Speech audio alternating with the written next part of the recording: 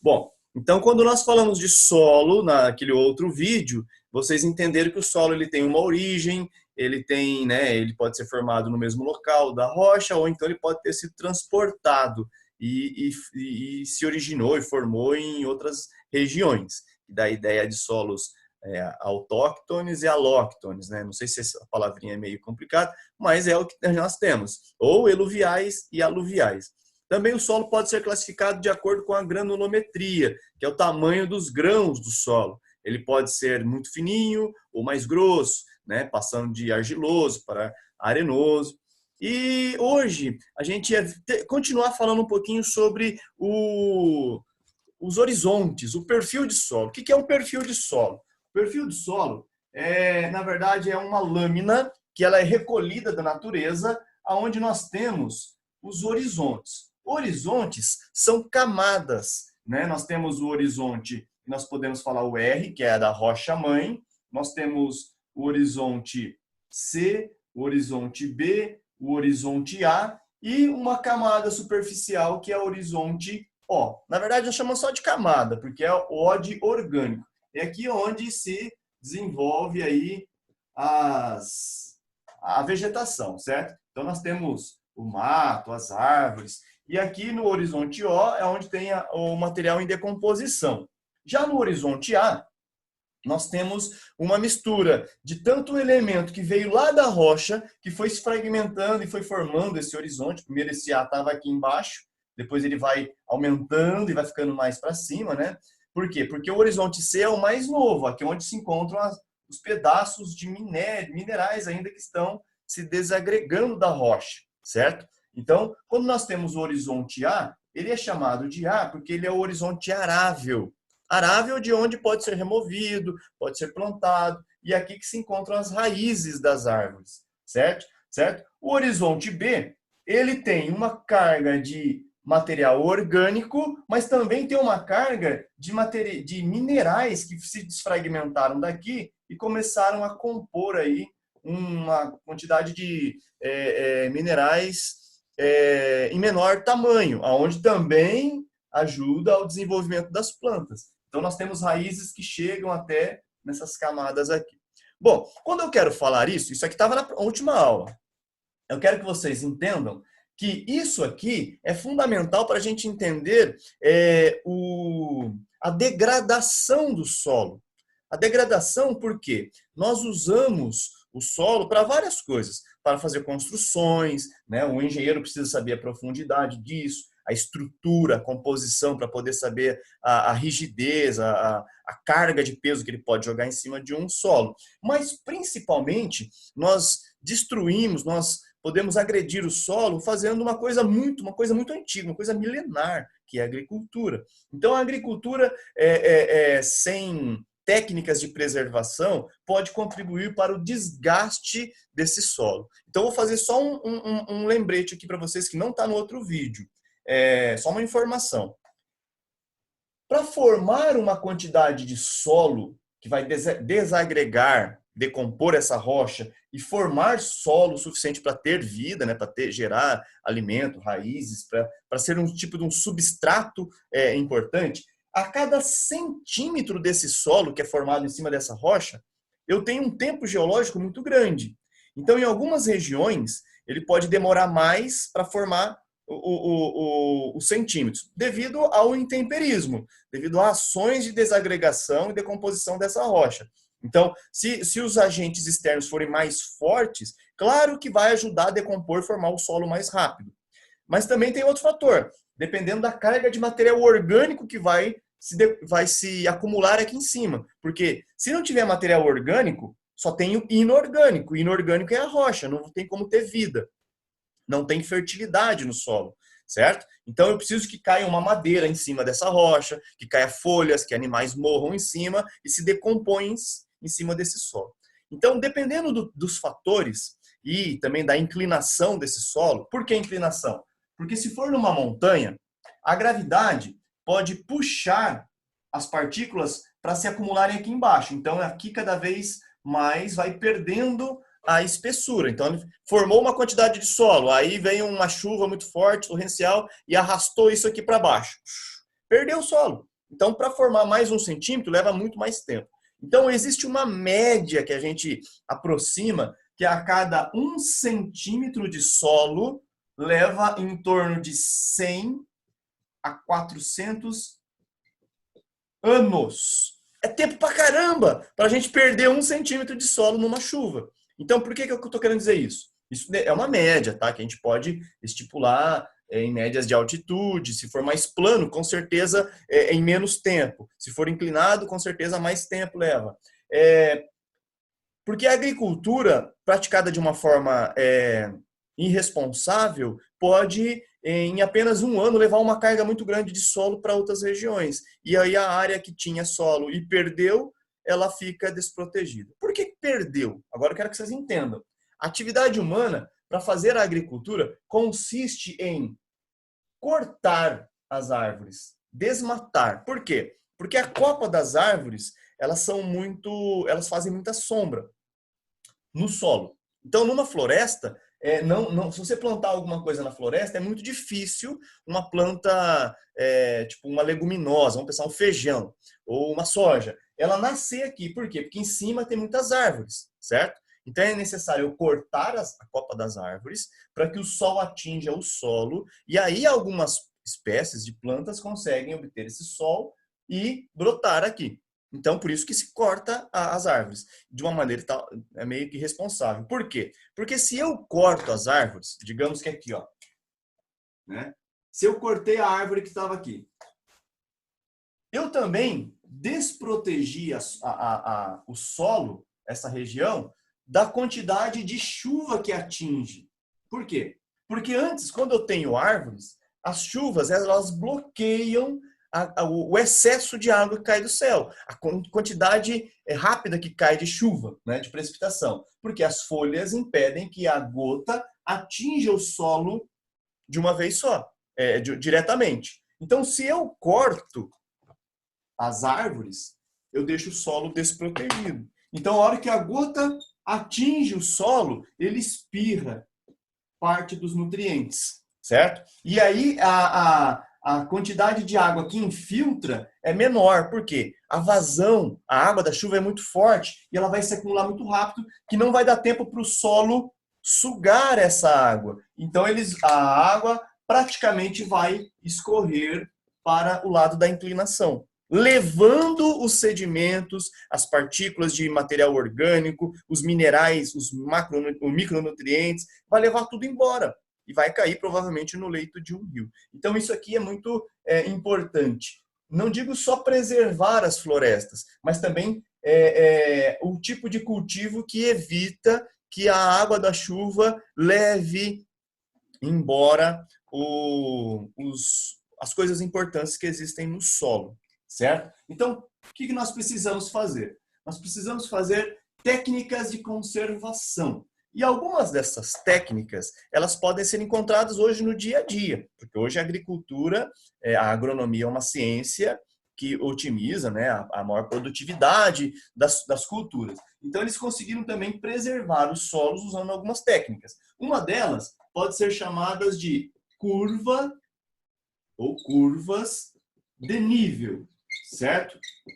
Essa técnica aqui, quando você vai viajar aí de carro ou de ônibus, ou de caminhão, não sei, de moto, se você começar a olhar para o horizonte, né? Porque geralmente quando o motorista que olha muito, né?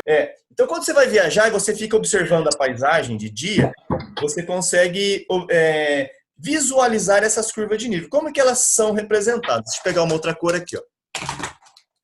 As curvas de nível são tombamentos da Terra. Dá para entender isso aqui? Dá para enxergar? Porque antes a inclinação ia ser uma boca. Nossa, está muito claro aqui, né? Ixi, não vai dar para entender. Minha caneta tá. Eu preciso ir lá no colégio pegar tinta, porque tá difícil. Ó, acho que melhorou essa aqui. Quando o terreno ele é muito inclinado, ele vai propiciar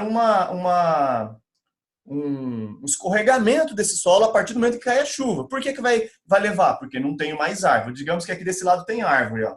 Então, aqui o solo vai ser preservado. Por quê? Porque a chuva não vai atingir o solo diretamente. Como aqui ele foi cortado, a chuva vai cair e vai empurrar os sedimentos. Então, o que eles fazem? Eles pegam, ao invés de deixar reto, inclinado, para facilitar o plantio, a colheita, o manuseio do solo, eles pegam uma máquina e tombam o solo fazendo curvas, certo? Que de longe a gente percebe que são ondulações bem suaves, porque daí a hora que a água cai, ela não tem inclinação para escorrer. Então ela vai se acumulando e ela vai tendo capacidade de infiltrar aqui nestas curvas. Isso é uma técnica de conservação chamada curva de nível, muito comum aqui no Brasil.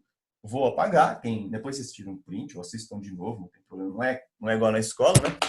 Outra técnica muito conhecida no Oriente é a técnica do terraceamento, ou seja, um terreno muito inclinado, eles vão e trabalham essa técnica, geralmente com ferramentas manuais, usando força de trabalho mesmo de várias pessoas, e eles vão fazendo um tipo de terraços, por isso que chama terraceamento. Eles vão trabalhando como se fosse um tipo de uma escada, assim. Cada plataforma dessa é um degrau, né, de alguns metros, algumas centenas ou dezenas de metros, onde a terra fica em áreas planas, certo? Isso aqui é muito utilizado na Índia, no Sudeste Asiático, no Japão, na China, certo? Porque ajuda a preservar os elementos do solo nas partes onde eles fizeram ficar plana. Então, isso aqui é chamado de terraceamento. Uma técnica milenar já, essa forma de preservar. Até em Portugal tem algumas regiões, lá, algumas vinícolas, que eles fazem desta forma, para preservar, certo? Uma outra forma de preservação está numa técnica que foi desenvolvida por alguns alemães aqui na cidade de Rolândia e hoje no Brasil todo já se usa, embora na época foi motivo até de chacota, né, para os alemães lá, porque era meio esquisito. Chama-se, vamos lá, plantio direto na palha. Como assim na palha? Então os caras têm lá, desmataram e eles precisam preservar este solo. Vou fazer o solo de vermelho aqui, porque o nosso eu vou falar da nossa terra já, para vocês entenderem. Fizeram um solo, certo? Fizeram um preparamento para o solo. E aí eu tenho as plantas. As plantas estão aqui, ó. Sei lá que tipo pode ser trigo, pode ser qualquer coisa. Na hora que eu tenho uma cobertura vegetal, a chuva pode cair, que essa pequena camada, ela consegue ainda evitar que a chuva cause danos para os nutrientes do solo, certo? Então, só que o problema maior da agricultura é quando você corta, quando você pratica a colheita, você vai colher os alimentos e o solo vai ficar um tempo desprotegido até o próximo plantio. Então, significa que, se ele corta e planta, a semente que está aqui embaixo na terra, qualquer chuva pode estourar esse solo aqui, carregar parte, porque ela vai escorrer, e vai levar a semente embora, e o produtor vai ter um prejuízo muito grande, além de perder aí, e o solo ficar cada vez mais fraco. Então, o que ele faz? No momento que ele está colhendo, ele tem duas máquinas. Uma máquina que é a colheitadeira, ela vai simplesmente passar por aqui, vai colher. Então, vou fazer até uma animação aqui, não sei se dá para fazer. Ó. A máquina está passando e colhendo, certo? E está jogando para dentro do caminhão. Só que o problema é que a vantagem é que a colheitadeira, ela colhe, mas ela tritura a palha da planta. Então, se for a soja é tipo um amendoinzinho, assim, ela está dentro de uma casquinha. Então, a máquina, ela retira a soja desse casulinho que tem ali e toda a estrutura da planta, ela é moída, triturada e jogada em cima do solo. Então, o solo vai ficar assim, ó, todo cheio de palha picotada. Essa palha picotada, ela vai ficar, a máquina vai passando e levando embora. E aí vem uma outra máquina, a máquina que é chamada de o trator plantadeira. Então, ele vai passando em cima dessa palha e vai jogando a semente. Vai jogando a semente e ela vai ficar debaixo da terra e também, por sua vez, debaixo da palha. O que que acontece? Qual é a vantagem? Várias vantagens. Quando a semente está aqui embaixo, ela vai ficar protegida da chuva. Se acontecer na outra semana de chover antes da planta germinar, a palha que vai estar em cima, formando uma cobertura, ela vai proteger dos pingos direto. Outra coisa, depois que chove e a terra ficou úmida, a palha serve como um isolante. O sol, quando o sol ele atingir aqui o solo, ele vai ter essa camada de palha, a palha vai proteger a umidade do solo, não vai deixar o solo secar muito rápido. Então, vai deixar úmido. Segunda vantagem. E a terceira vantagem, qual que é a terceira vantagem que eu esqueci agora? É que depois que essa palha entrar em decomposição, ela vai servir de substrato orgânico para o melhor rendimento desta planta que foi replantada. Por isso que é chamado de plantio direto na palha. É uma forma de proteger o solo com alguns agregados aí, no caso da maior fertilidade do solo. Pessoal, entendeu? Dá um joinha aí. Isso aqui é importantíssimo. Deixa eu só terminar então, já que a gente passou um pouco do nosso horário, mas aí eu vou editar e a gente... Vocês têm um intervalo agora, até 10h30 tem a próxima aula, né?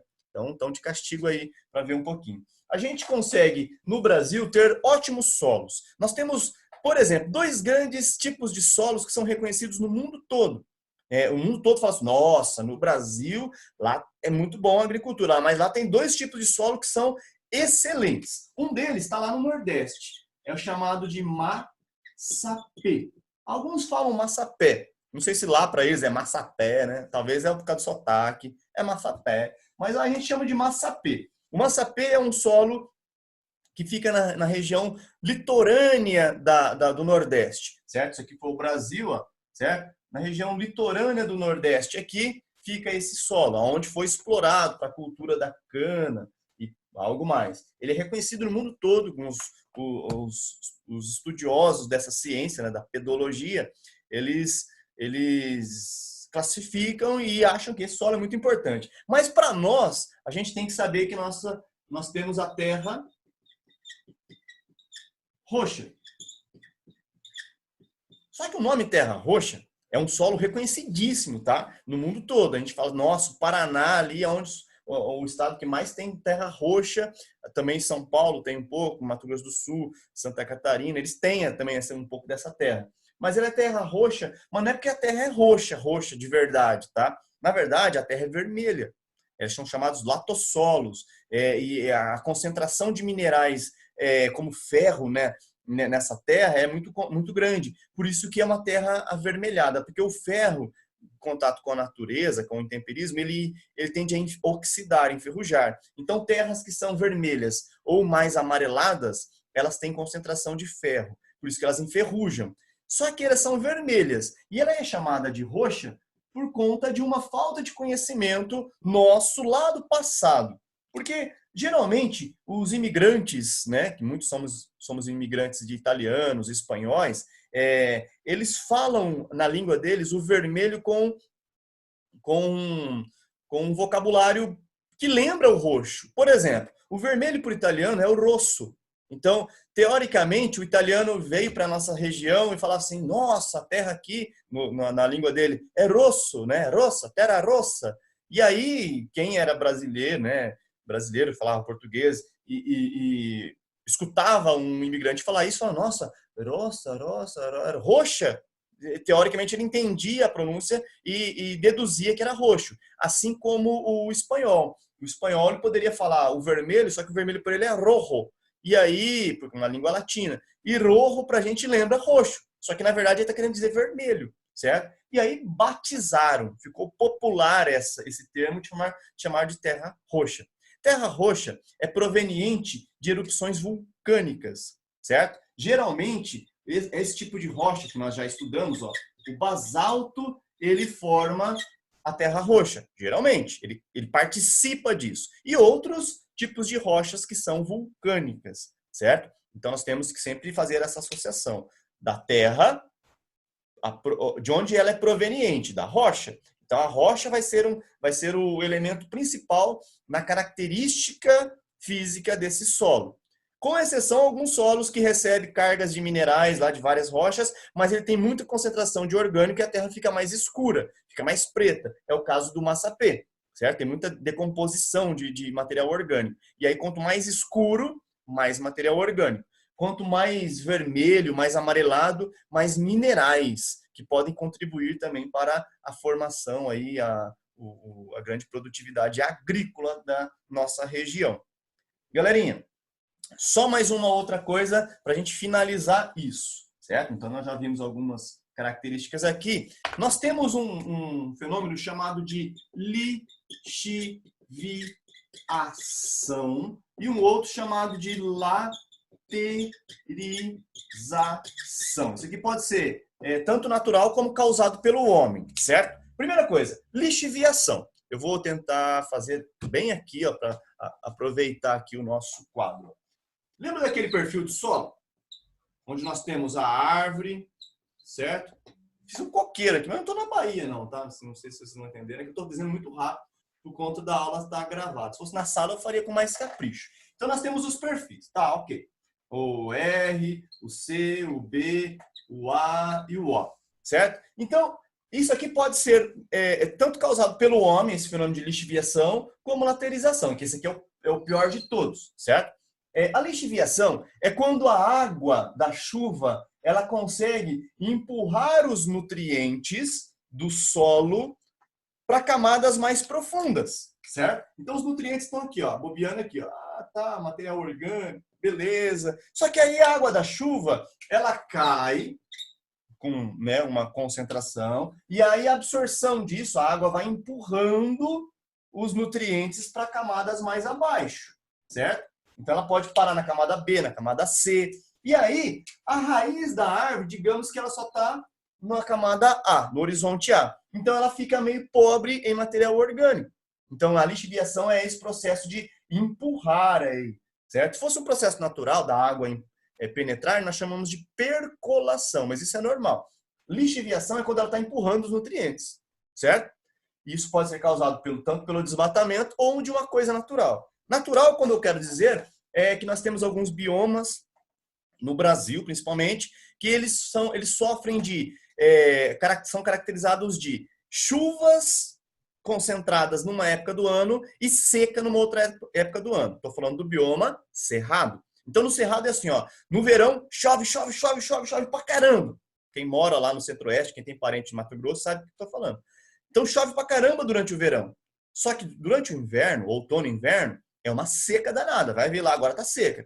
Então, esse momento, eu tenho condições de ter uma vegetação espaçada, árvores espaçadas. O que dá a entender que, quando tem árvore, perto das árvores, o solo não passa por esse processo de lixiviação. Quando é descampado, por conta que o clima não condiciona, né, o clima não deixa ter muitas árvores, então quando chove muito tempo nessa região, aumenta a lixiviação. Agora, para entender a laterização, você precisa entender a lixiviação. Já entendemos a lixiviação. A laterização é quanto menos material orgânico eu tenho no solo, maior concentração de minerais. Os minerais eles ficam mais fáceis de reagir com a água que vem, certo? Que vem das chuvas. Deixa eu só terminar, que agora começou a contar o tempo que nos resta, certo?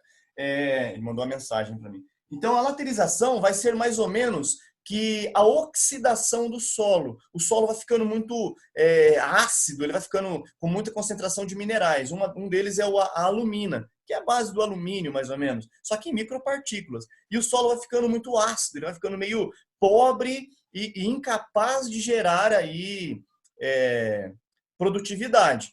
O solo do cerrado é mais ou menos isso. Ele tem uma laterização natural. Só que olha só como é que o ser humano ele é sem vergonha e ele é inteligente. Os solos ácidos, eles não são bons para a agricultura. Espera aí, professor. Mas você falou que isso é lá no centro-oeste. Lá no Cerrado. Lá, praticamente, é o celeiro agrícola do Brasil, com exceção aí do Paraná, né, do Rio Grande do Sul, que consegue produzir muito. Mas parte do Cerrado brasileiro, né, em parte de Minas Gerais, que pertence a uma parte do Cerrado, não ao Centro-Oeste, mas tem o Cerrado como bioma, e os estados de Goiás, Mato Grosso do Sul, eles são o celeiro do Brasil. Como assim o solo é pobre para fazer a agricultura? Sabe por quê? Porque lá, há algumas décadas atrás, umas 3 décadas atrás, o solo era pobre.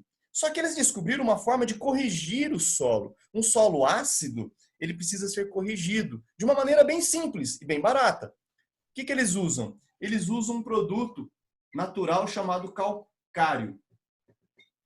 Calcário é um tipo de rocha sedimentar que tem uma capacidade de neutralizar a acidez. Por quê? Porque o calcário é um pouco mais alcalino. Então, em química, vocês estão aprendendo isso, eu acredito, que quando você mistura os dois elementos, mais ácido e um mais alcalino, você neutraliza. Então, é muito comum, no Centro-Oeste, o agricultor ele jogar calcário em cima da terra antes de se plantar, para que o pH do solo fique estabilizado, fique neutralizado. E aí depois ele planta. Depois que descobriram essa técnica barata, né, porque não é uma coisa, calcário não precisa ser super industrializado, ele é só moído, ele é beneficiado bem simples. Depois que descobriram isso, a produtividade do Centro-Oeste ficou gigantesca. Então, o Brasil depende muito hoje do Centro-Oeste para a alimentação, exportação de produtos agrícolas, certo? Então, a laterização, lixiviação, a percolação não precisamos falar, porque isso tem a ver com a água, isso eu explico depois quando falarmos sobre hidrologia. E nós já vimos aí agora, também agora há pouco, as maneiras de preservação dos solos. O que eu preciso fazer? Encerrar a aula de hoje, porque muito tempo, tem muita coisa, né, para vocês estudarem, muitas aulas aí, e material da apostila pode contemplar um pouco, mas aproveitem para pesquisar em cima desses temas e dar uma olhada nos materiais que eu enviei para vocês sobre geologia, e isso a gente finaliza, né? Geologia não, né? Geografia física, na verdade, tá? A gente tá, os solos, ele entra também nessa área, porque ele faz parte dos minerais, ok? Então, pessoal, a gente vai ficar por aqui, já extrapolamos nosso horário, então sempre na segunda-feira, acorde o pessoal, manda o WhatsApp para todo mundo, porque geralmente às 9 horas, a aula começa às 8h30, mas é para vocês pesquisarem antes. 9 horas, começa a aula aqui, ó, comigo, certo? Para a gente não perder muito tempo. E se tiver algum problema aí de não estar aceitando e o Zoom não está entendendo, me mandam, eu deixo sempre aberto no outro monitor a sala de aula, me mandam uma mensagem lá que eu já tento agilizar para ficar mais fácil para vocês. Beleza? Pessoal, um abração, obrigado. Fala um tchau para mim agora. Tchau, prof. Aí sim. Valeu, Obrigada. pessoal. Obrigado, Boa apresento. semana. Boa semana para vocês também.